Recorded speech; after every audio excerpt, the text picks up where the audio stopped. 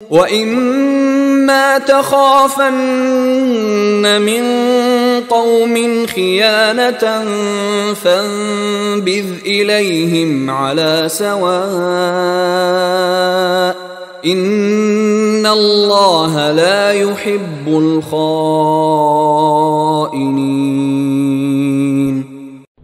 وَإِمَّا تَخَافَنَّ مِن قَوْمٍ خِيَانَةً،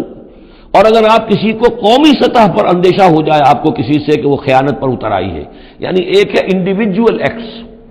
بنو قریظہ کا کوئی شخص ہے جو کام کر رہا ہے، بنو قریظہ کا سردار کہے گا صاحب مجھے کیا معلوم، یہ ایک شخص کا انڈیویجول معاملہ ہے، اس نے کوئی خط لکھ دیا ہوگا قریش کو یا کوئی سلسلہ جرمانی کیا ہوگا، لیکن یہ ہمارا اجتماعی معاملہ نہیں ہے، ہم معاہدے کے پابند ہیں۔ بنو قینقاع کا کوئی شخص اس نے کر دیا، تو اس کے لیے تو پہلا حکم آ گیا، وہ کہیں اگر مل جائے، جنگ میں مل جائے، کیونکہ ویسے تو اسے ہاتھ نہیں لگا سکتے، معاہدہ ہے ان کے ساتھ، تو معاہدہ ہے، اس کو کیا سزا دیں گے،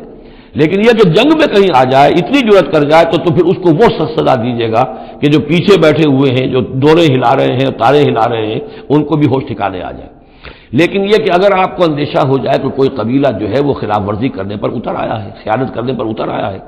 وَإِمَّا تَخَافَنَّ مِن قَوْمٍ خِيَانَةً، کسی کی طرف سے خیانت کا آپ کو اندیشہ ہی ہو جائے، فَانبِذْ إِلَيْهِمْ عَلَىٰ سَوَاءٍ، تو پھر پھینک دیجئے ان کی طرف کھلم کھلا،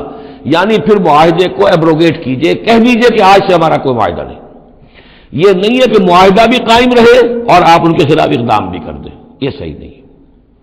اس لیے کہ یہ مقام جو ہے اخلاقی اعتبار سے بھی غلط ہے، اور خاص طور پر آپ کا مقام، مقام نبوت، اس کے اعتبار سے کسی درجے میں بھی نہیں ہے کہ کسی قوم کے ساتھ معاہدہ بھی ہے،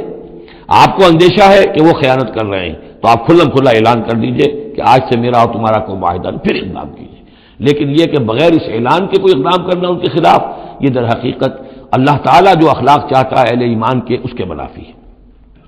وَإِمَّا تَخَافَنَّ مِن قَوْمٍ خِيَانَةً فَانبِذْ إِلَيْهِمْ عَلَىٰ سَوَاءٍ، اصل میں یہی وہ بات تھی جس کے حوالے سے مولانا مودودی مرحوم نے 1948 میں یہ جو جہاد کشمیر اس وقت ہو رہا تھا اس کے بارے میں رائے ظاہر کی تھی کہ ہندوستان کے ساتھ ہمارے سفارتی تعلقات ہیں، بھارت کے ساتھ ہمارا سارا معاملہ معاہدات کے اوپر چل رہا ہے، پھر اگر یہ کہ معاملہ جو ہے دوسری طرف ہم یہ شکل کر رہے ہیں کہ وہاں پر جنگ کا معاملہ کر رہے ہیں تو یہ غلط ہے، شریعت کی روح سے، قرآن کی روح سے غلط ہے، ہمیں کھلم کھلا اعلان کرنا چاہیے، جو بھی ہو اللہ تعالیٰ پر بھروسہ رکھنا چاہیے، کھل کر سامنے آنا چاہیے۔